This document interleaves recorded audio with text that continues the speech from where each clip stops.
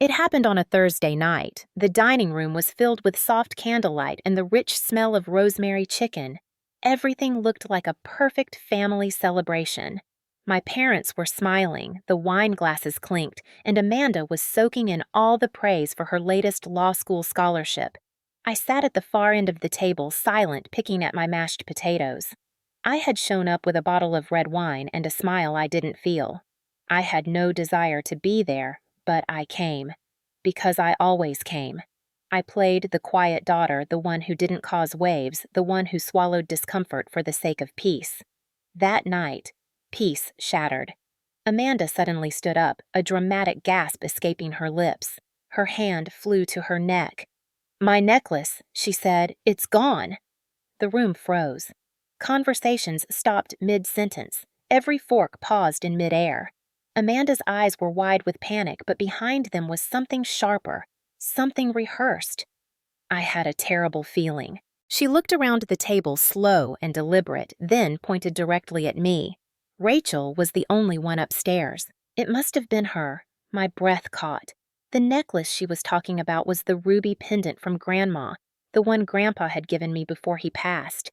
I hadn't worn it to dinner that night, but I had seen it in my room just hours before. I felt the blood drain from my face. "That necklace is mine," I said, trying to stay calm. "Grandpa gave it to me. You know that." Amanda shook her head slowly, her expression turning hurt, then righteous. "You were always jealous of me," she said, her voice quivering with practiced emotion. "Maybe you thought it should have been yours." My mother leaned forward. "Rachel, is this true? Did you take it?" My eyes searched hers, looking for recognition, for memory, for love. There was none, only doubt. "No," I said firmly. "I would never do that." My father slammed his hand on the table. "Enough. Empty your bag." My mouth opened in disbelief. "Are you serious right now?" I asked. Dozens of eyes watched me. Relatives, family, friends, all waiting. All hungry for a verdict. I pulled my bag onto the table, unzipped it slowly, and dumped everything out.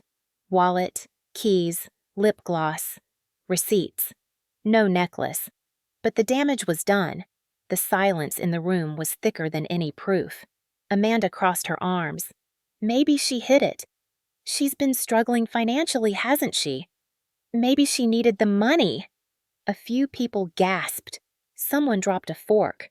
I stood. "That's a lie, and you know it," I said.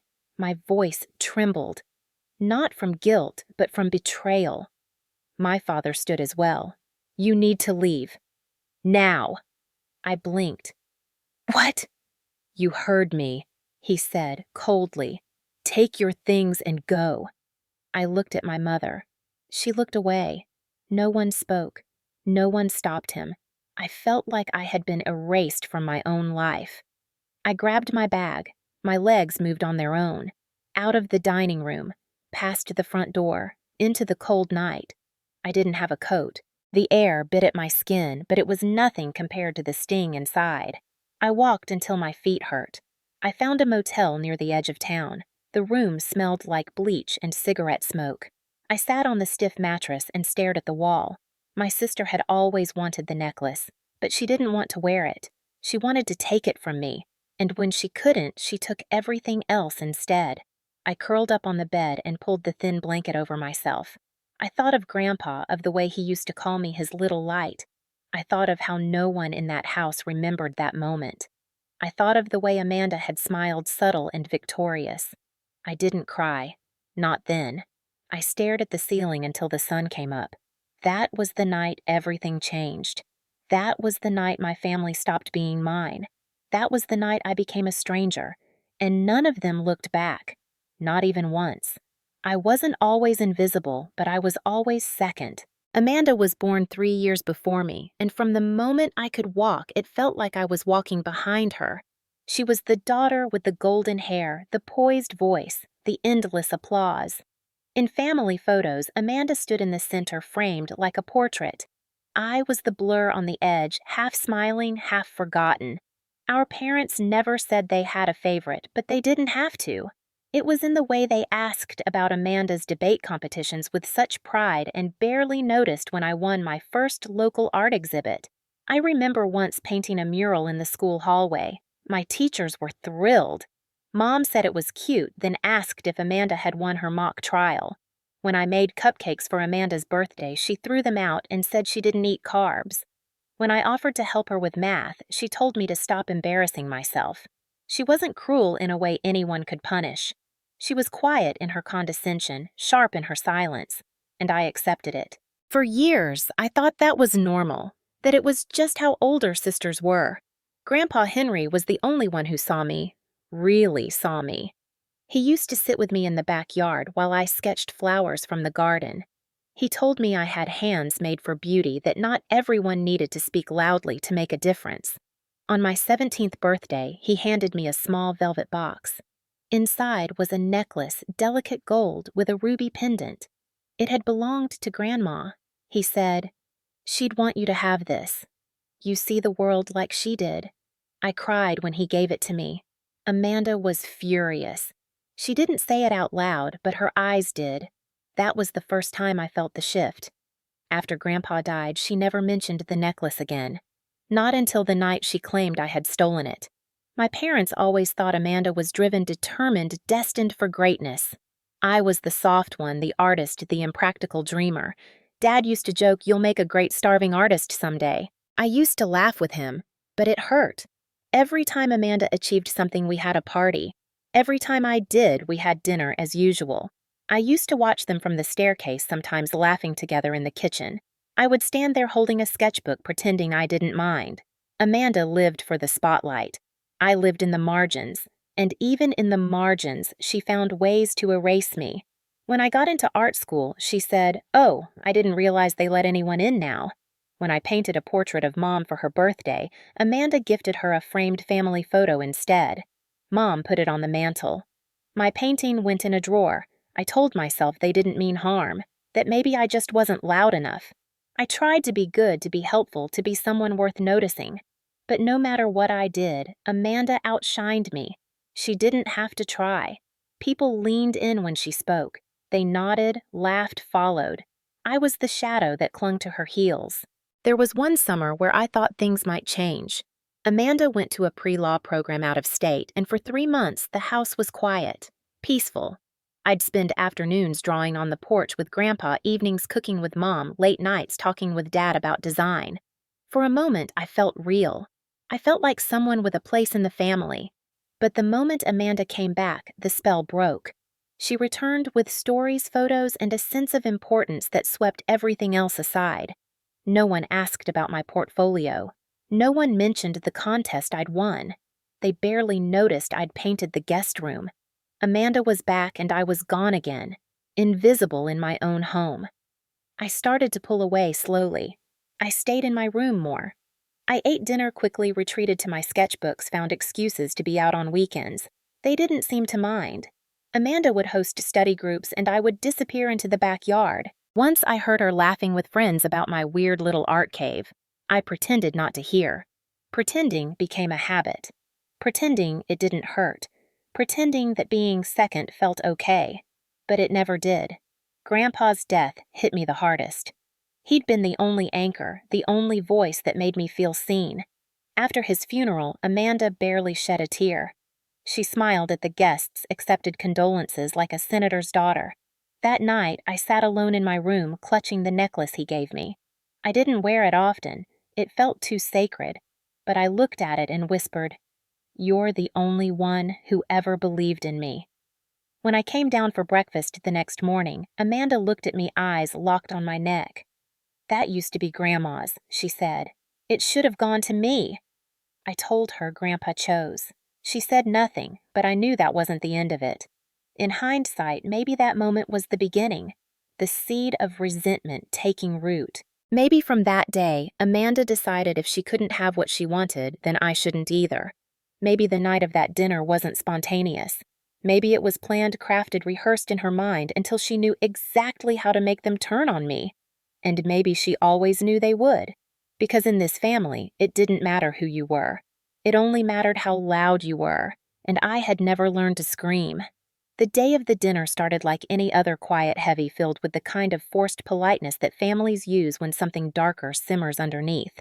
It had been almost a year since Amanda left for law school and returned for spring break with more awards, more charm, and more stories meant to remind everyone why she was the pride of the Donovans. My mother decided to throw a formal dinner complete with linen napkins, her best ceramic plates, and a floral centerpiece she insisted arranging herself. She called me in the morning and asked me to be there early to help set the table. I hesitated but said yes. I always said yes. I arrived an hour early with a bottle of wine and a cardigan I knew she liked. Amanda was already there laughing in the kitchen with my dad as if she'd never left. I greeted them, offered help, received a nod, and started folding napkins with corners so sharp they could cut. By 6, the house was full. Aunts, uncles, family friends, and even Mr. Granger, our old neighbor who used to coach Amanda's debate team. Everyone was there for her. I felt like an afterthought in my own childhood home. But I smiled, complimented Amanda's outfit, which shimmered in pale blue, and helped pass hors d'oeuvres. She smirked and said thanks like she was indulging a fan. Dinner began with a toast. My dad stood glass raised and said, "To Amanda for making us proud again." Everyone clapped. I took a sip of water and focused on the mashed potatoes. Throughout dinner, Amanda recounted her professor's praise, her internships, her ambitions. I nodded when appropriate. I laughed when everyone else did. I didn't exist that night except as a mirror for her success. Then dessert came. Mom served pecan pie, Amanda's favorite. I remember I hadn't touched my slice yet when Amanda suddenly gasped. Her hand shot to her chest. "My necklace. It's gone." Everyone stopped. Plates paused mid-air. Mom rushed over. "What do you mean, gone?" Amanda's eyes were wide, panicked. "The necklace. The ruby one. I took it off and left it on the side table in the hallway before dinner." "It's gone." I hadn't worn mine that night. I left Grandpa's necklace at home in a drawer. But the moment she said ruby necklace, my stomach sank. She was talking about that necklace. The one Grandpa gave me. The one Amanda had claimed should have been hers. Her eyes scanned the table and landed on me. "Rachel was the only one upstairs," she said, voice shaking just enough to sound sincere. My throat closed. I barely managed to whisper, "I didn't take it." Amanda looked at me with hurt betrayal. "You've always hated that I got things you didn't. Maybe this was your way of balancing things out." The room fell silent. I turned to my parents. Mom's lips were pressed together. Dad's eyes narrowed. "Rachel," he said, "please tell me this isn't true." "It's not," I said firmly. "I didn't touch anything." "I haven't even been upstairs," Amanda said. She used the upstairs bathroom. "I saw her." I froze. That was true. I had, but only for a minute. "That doesn't mean anything," I said. "That necklace isn't even yours. Grandpa gave it to me." She tilted her head. "Did he really? You don't have any proof of that, do you?" My hands shook. I looked around. Everyone was watching me. I was no longer the quiet one in the corner. I was the suspect. Dad's voice grew hard. "Show us your bag now." My breath caught. "What?" "You heard me, Rachel. Empty your bag." I wanted to scream. I wanted anyone to say, "This is ridiculous." But no one did. So I reached down, lifted my purse, and slowly placed it on the table. My hands moved like they belonged to someone else. I unzipped it, dumped everything out. Keys, wallet, chapstick, gum. Nothing else. No necklace.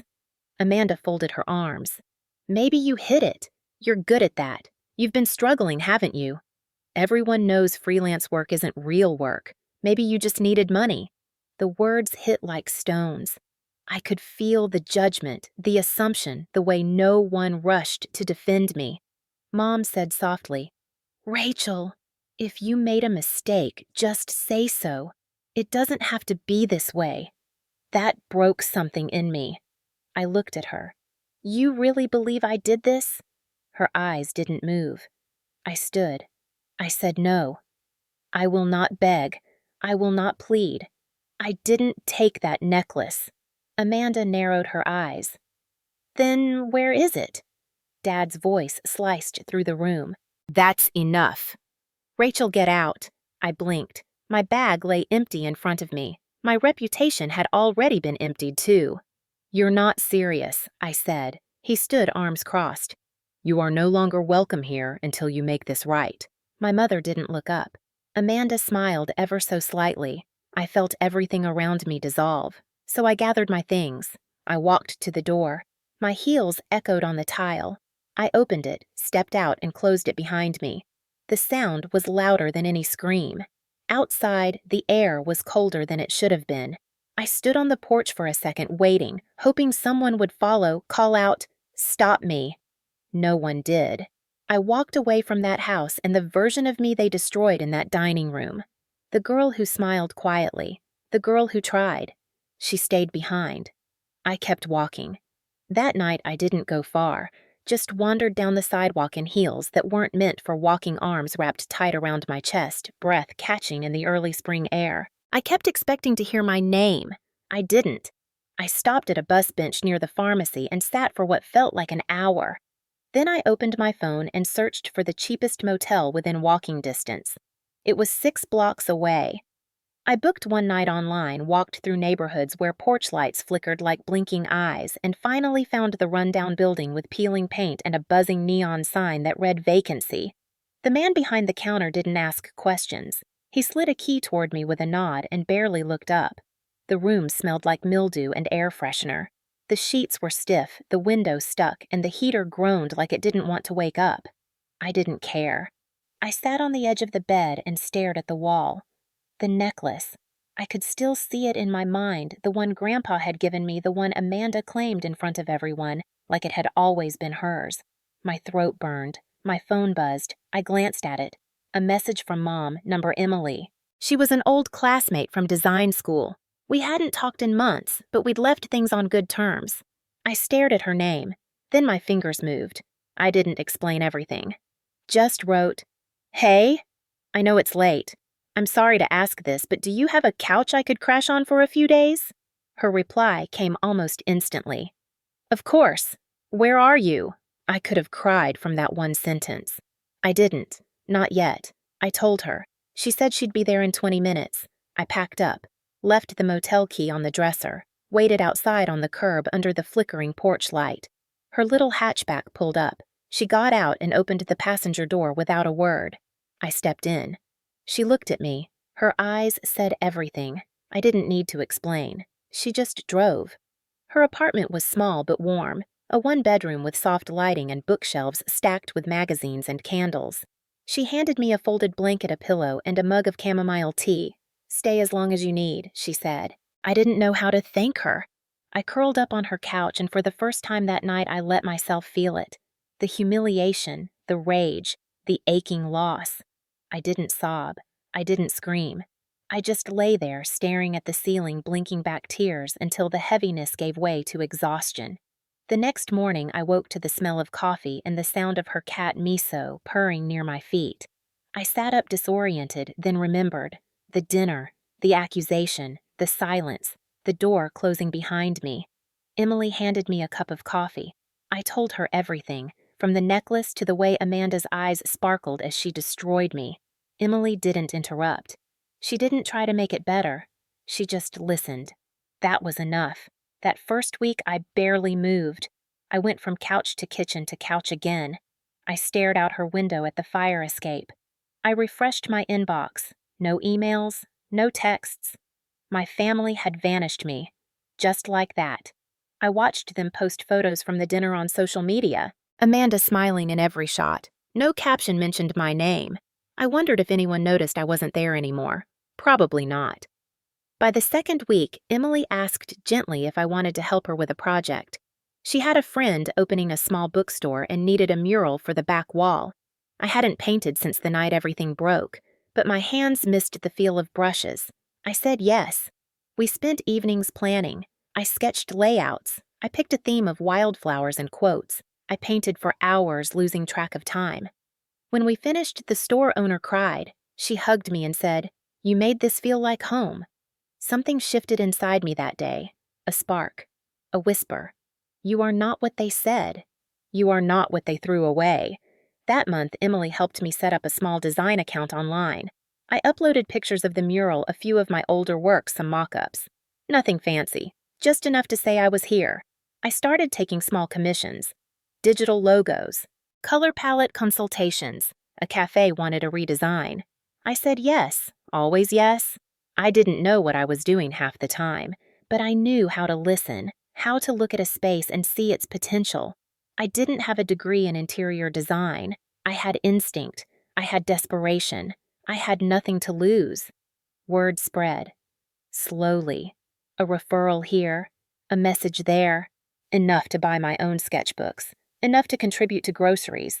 Emily refused rent, said I was saving her from loneliness. I believed her. After 4 months, I rented a shared studio. Nothing big. 1 desk, 1 lamp, 1 chair. But it was mine. I brought a potted plant and a framed photo of Grandpa taken the summer he gave me the necklace. I still hadn't heard from my parents. Not one word. But I stopped waiting, because every day I was building something, a version of life they said I wasn't capable of. I had no applause, no toasts, no fancy dinners. But I had peace. And for the first time in my life, I was choosing what came next. It didn't happen all at once. There was no single day I could point to and say, that's when I got my life back. It was more like color returning to a faded photograph, slow and soft, almost invisible until it was suddenly everywhere. My design page started getting attention. Not viral, not explosive, but steady. A bridal boutique asked if I could help redesign their storefront window. Then, a bakery wanted warmer tones and more inviting signage. I said yes even when I was terrified, even when I didn't know what materials to buy or how to charge for my time. I spent hours on Pinterest watching free tutorials, reading design blogs, staying up till 2 in the morning, sketching on napkins and taping swatches to my bedroom wall. I no longer lived on Emily's couch. After 10 months, I moved into a 1-bedroom loft above a florist shop. The ceilings were high and cracked in places. The window creaked when it rained, but the light was perfect and the rent just within reach. I made it mine. Linen curtains that danced in the breeze, a corkboard covered in fabric samples and client notes, a small reading nook with a teacup collection and Grandpa's photo perched quietly near the window. That photo was the only piece of my old life I kept. I didn't talk about my family often. New friends asked, and I'd say simply, "We're not close." They never pushed. Maybe they heard the weight in my voice. Maybe they saw how it cut off mid-sentence like a story with chapters ripped out. Holidays were the hardest. The smell of roasted turkey in the air, the sight of families in sweaters walking to their cars with pie tins and folded chairs. I spent one Thanksgiving alone in my apartment eating mac and cheese from the pot and lighting a cinnamon candle for company.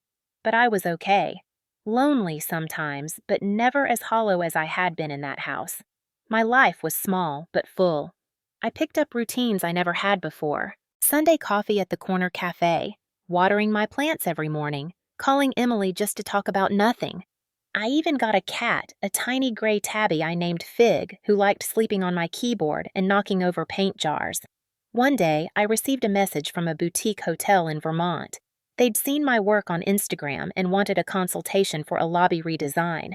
I stared at the email for 10 minutes thinking it had to be a mistake, but it wasn't.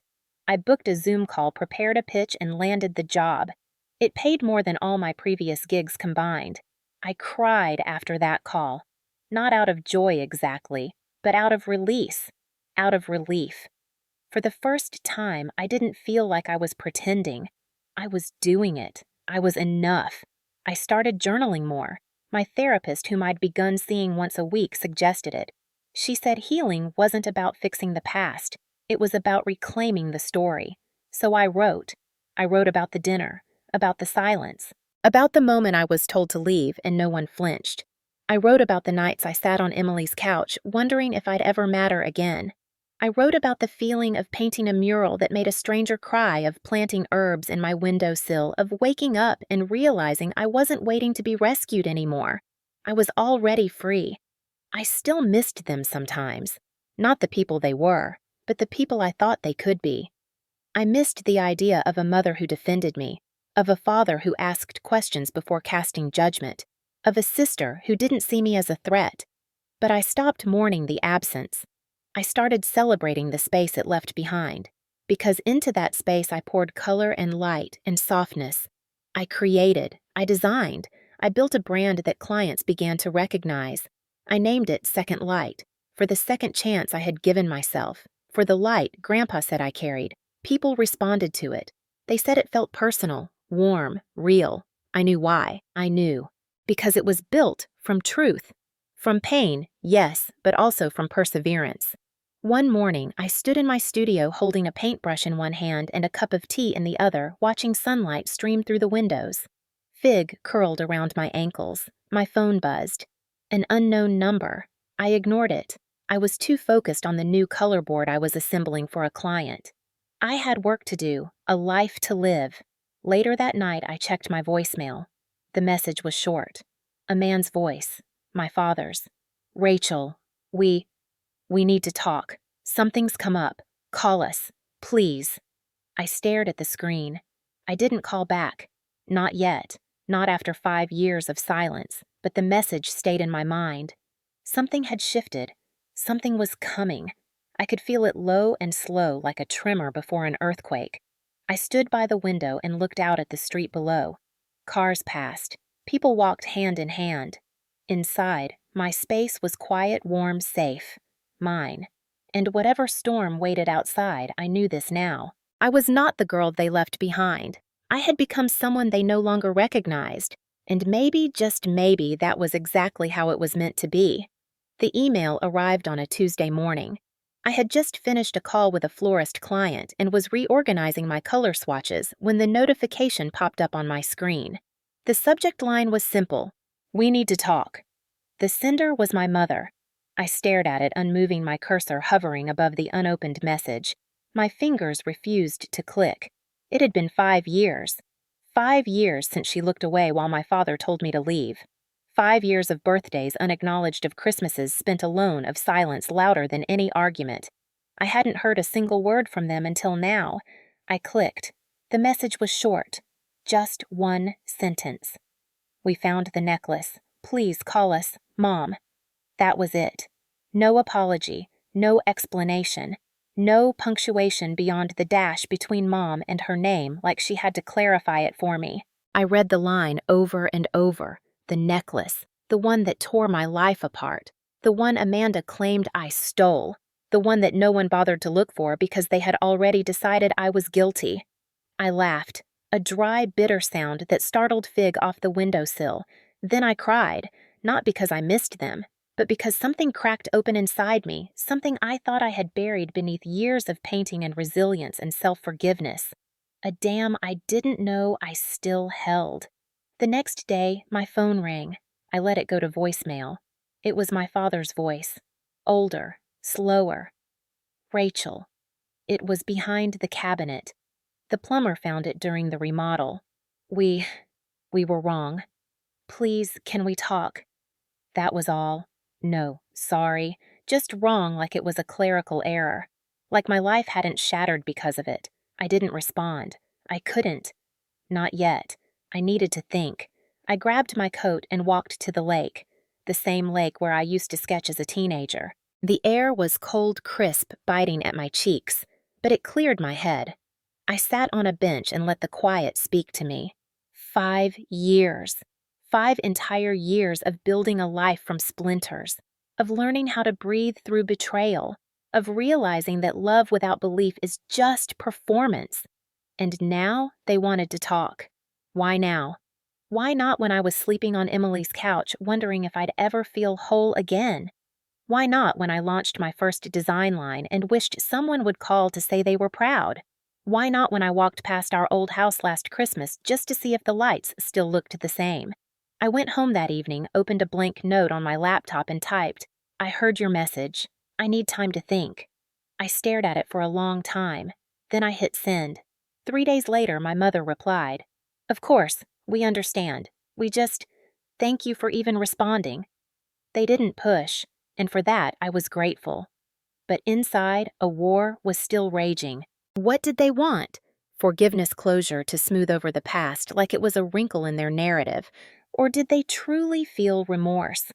Did they stay silent all those years because they thought I wouldn't listen? Or because they couldn't face the mirror of what they had done? I didn't know. But part of me wanted to, so I agreed to meet. At their house, the house I hadn't stepped foot in since the night of the accusation. I don't know why I said yes. Maybe to see if their eyes still held that same chill. Maybe to see if Amanda would show up and pretend none of it happened. Maybe to see if the place still smelled like lemon cleaner and rosemary. Maybe just to remind myself that I was no longer the girl they discarded. I drove there on a Sunday. The street hadn't changed much. Same mailbox, same wind chime. The porch looked smaller than I remembered. The door opened before I rang the bell. My mother stood there. Her hair was grayer. Her face softer lined in ways that hadn't been there before. "Hi, sweetheart," she whispered. I didn't say it back. I stepped inside. The smell hit me first. Not lemon cleaner. Something else. Like fear trying to be disguised as familiarity. My father sat in the living room, stiff hands clasped tightly. Amanda stood near the fireplace, arms crossed, eyes on the floor. No one moved. No one smiled. We sat at the same dining table, the same chairs, the same space where they had chosen to believe I was a thief. I felt the air press against my lungs like it wanted to collapse them. My father spoke first. "We owe you an apology, Rachel." I stayed silent. He continued. "The necklace. It must have slipped behind the cabinet when Amanda placed it there that night. We found it during renovations." "The plumber," I raised a brow. "That night? You mean the one where you called me a liar and threw me out like trash?" He flinched. My mother reached for my hand. I pulled it away. "You didn't ask. You didn't even hesitate. You just decided I was guilty." Amanda's arms dropped. Her voice cracked. "I truly thought you took it. I was so sure. I don't even know why anymore." "Yes, you do," I said sharply. "You wanted it. And when you couldn't have it, you made sure I lost everything else too." Tears formed in her eyes. "Grandpa always gave you more. He looked at you like you were special." I felt invisible. I blinked, stunned. "Invisible," I said slowly. "You were the golden child. I was the shadow behind you. I only existed when you needed a comparison." My father sighed. "We made mistakes." "No," I replied. "You made choices. You chose to believe the worst in me without evidence. And now you want forgiveness like it's a light switch." My mother whispered, "We miss you." I nodded once. "I miss who I thought you were. But I don't know if I miss this." They apologized again. They said they thought of me every holiday, that they kept my room the same, that shame kept them quiet. I believed some of it, but not enough. And not today. I stood. I didn't come to forget. I came to say, I am not the girl you cast out. That version of me died the night you closed the door." I walked to the hallway, paused. "I'm not saying I'll never forgive you, but if I do, it won't be for your comfort. It'll be for mine." The air outside was colder than before, but it felt clean, like freedom.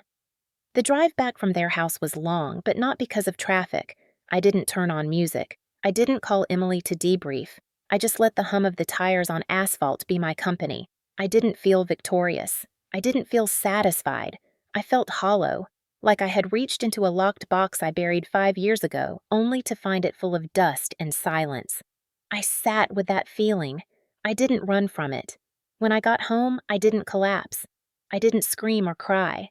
I fed Fig, made a cup of tea, and sat by the window. My lavender candle flickered on the shelf, the one Emily gave me the year I turned 26 and didn't celebrate. I lit it, let the smell fill the apartment. I opened my journal. My therapist said to write when the emotions got too tangled. So I did. I wrote everything. They said sorry, but I don't know if I believe them. Maybe they're sorry because the necklace was found, not because they lost me. Maybe they missed the image of a daughter they could control, not the woman I've become. I wrote about Amanda's voice shaking as she said she was jealous. About how Dad couldn't even say my name without looking like he was waiting for judgment. About how Mom tried to hold my hand like 5 years hadn't happened.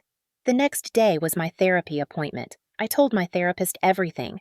The drive, the silence, The weight of sitting at that table again, how Amanda cried, how I didn't. She listened calm as always. Then she said, "You don't owe them closure. You owe yourself protection." That stuck with me. I went home and made a list. Not a revenge list, a boundary list. 1. All communication by text only. 2. No surprise visits, no invitations to family events, not yet. 3. Amanda is not to contact me directly unless I initiate. 4. I will not be guilted into forgiveness. Forgiveness is a maybe, and it's mine to give or not. I emailed the list to my parents. My mother replied in under 5 minutes. "We understand. We'll respect whatever space you need. Just thank you for even this much." That was it. No guilt, no pushback. Just space. And strangely, that felt like more than I'd ever been given before. I didn't talk to Amanda. She didn't text. But a week later, she sent a long email. I read the first line and closed it. A few days passed before I read the rest. It was full of childhood memories, times we played in the garden, times she helped me with homework, times she thought I hated her, but now realized she hated herself more. She ended it with, "I don't deserve your forgiveness, but I hope someday you can live without hating me." I didn't reply, not because I hated her, but because I was done carrying her guilt. I didn't need to hold her shame on top of my own healing. Some days I still ached. Not for the house or the people, but for the version of myself that never got to feel chosen. The daughter who only existed in contrast. The girl who was good, but never enough. But those were just days. They weren't my whole life. My life now was full, textured, real, a mosaic of grief and grace and growth.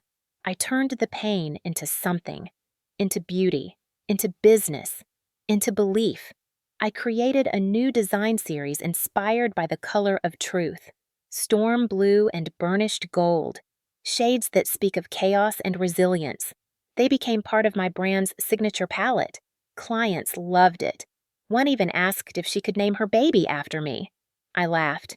But inside, something softened. A few Sundays later, my mother called. I didn't flinch when her name appeared. I answered. We talked about her garden. Not the past, just tomatoes and aphids and the late frost ruining the tulips. I let her talk. I didn't offer warmth, but I didn't hang up either. That was enough. She started sending recipes again, the ones I used to love. Banana bread, chicken pot pie, ones she had stopped making after I left. Sometimes I responded, sometimes I didn't. My father sent a link to an article about a local design firm expanding to another state. No message. Just the link. I smiled. It reminded me of when I was 15 and he used to clip newspaper ads for art contests and leave them on my bedroom door. Maybe that was his way of speaking. Quiet gestures. Maybe that's all he had. And Amanda. She remained silent. Just the email. No follow-up. No calls. Just space. And maybe that was okay. Maybe some silences are sacred. Maybe not all bridges are meant to be rebuilt. One afternoon, I stood in my studio brushing gold paint across a canvas. The light was perfect. The apartment smelled of citrus and fresh linen. I looked around at the walls I painted, the books I chose, the life I built, and I thought, this is mine. No one gave this to me. No one saved me. I built it. Brick by trembling brick. I didn't need their praise. I didn't need their permission. I didn't even need their apology anymore. What I needed was peace. And slowly I was getting there. Not through grand gestures, not through reconciliation, but through quiet decisions repeated daily. The decision to stay. The decision to create. The decision to say no when I used to say yes. And perhaps in time, the decision to forgive. But only if I choose it. Only if it sets me free.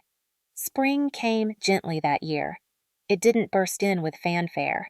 It arrived on tiptoe, with soft sunlight spilling through the slats of my blinds and the faint scent of blooming jasmine from the florist shop downstairs. The trees outside my window began to bud, little green miracles unfurling after a long winter.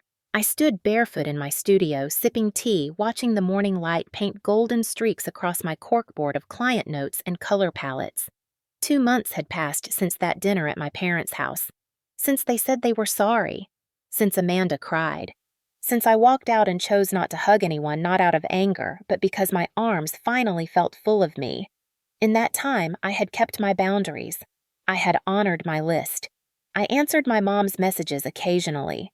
She told me about her vegetable patch, her attempt at learning yoga, even that she tried one of my old banana bread recipes and burned it. I replied with a simple try, adding foil over the top next time, and nothing more. My father emailed sometimes, short notes, a photo of an old drawing of mine he found in the attic, a screenshot of an interview I gave for a local magazine. No words, just images, but they said enough. Amanda didn't reach out again, and I didn't go looking. Her silence was a wound I no longer felt the need to reopen. I moved into a new apartment 2 weeks ago, not because I had to, but because I wanted a place that didn't echo. The old loft had served its purpose, but this one felt cleaner, clearer. White walls, warm oak floors, a bay window with just enough room for a bench and a stack of sketchbooks. I called it my clarity corner. I decorated slowly, deliberately. No traces of the girl I had to be to survive, just the woman I was becoming. Strong, still, unapologetic. One wall I left blank except for a single framed quote. It wasn't from a book or a famous artist. It was something my therapist once said when I asked her how long healing would take. Healing doesn't come with applause. It comes with repetition. I read it every morning before I picked up my brush. Some days I still had moments, like when I saw a father and daughter at a cafe laughing over spilled hot chocolate, or when a wedding invitation arrived in the mail addressed to Miss Rachel Donovan with no +1, no mention of family. I felt the pang, the ghost of what I had wanted. But ghosts don't live here anymore. I gave them no furniture, no invitations. I turned the ache into beauty, into color, into light. One Friday, I got a message from a journalist who was writing a piece on women who turned trauma into art. She asked if I'd be open to being featured. I almost said no. Then I thought about the younger me, the one who stood on that porch shaking, watching the door close behind her. I thought about how she'd want the world to know she didn't disappear. I agreed. The article was published the following month. The headline read, "She was accused, abandoned, and erased. Then she painted her way back." I cried when I read it. Not because it was perfect, but because it finally felt like someone saw the whole story. A few days later, my mother sent a text. "You were always more than we ever allowed ourselves to see. I'm so proud of you." I stared at it for a long time. Then I replied, "Thank you. I'm proud of me too." It felt honest. It felt right. I didn't say more. I didn't open the door wider than it needed to be. Healing meant knowing when to stay still, when to protect peace. Amanda sent nothing, and that too felt like peace. Some silences don't need to be filled. Some absences are sacred. I don't know what the future holds for us, for them, for me. Maybe there will be birthdays where we sit at the same table again. Maybe not. Maybe I'll see Amanda across a room someday, nod and keep walking. Maybe forgiveness will arrive like spring quiet, unannounced, undeniable. Or maybe it won't. And that's okay, because I'm no longer defined by what they did to me. I'm not the girl who was kicked out, not the sister who was erased, not the daughter who waited to be chosen. I'm Rachel Donovan, a woman who learned to stand alone and found she liked the view, a designer who built something from pieces everyone else discarded, a survivor who no longer needs permission to exist. I lit a candle that night, lavender and cedar. I poured tea, curled up by the window, and wrote in my journal. Forgiveness, maybe, but not because they need it, because I do. And even if it never comes, I'll still be okay, because what I lost in that house I found in myself. And that is the kind of home no one can ever take away again. I closed the journal, smiled to myself, and whispered out loud, "I'm home."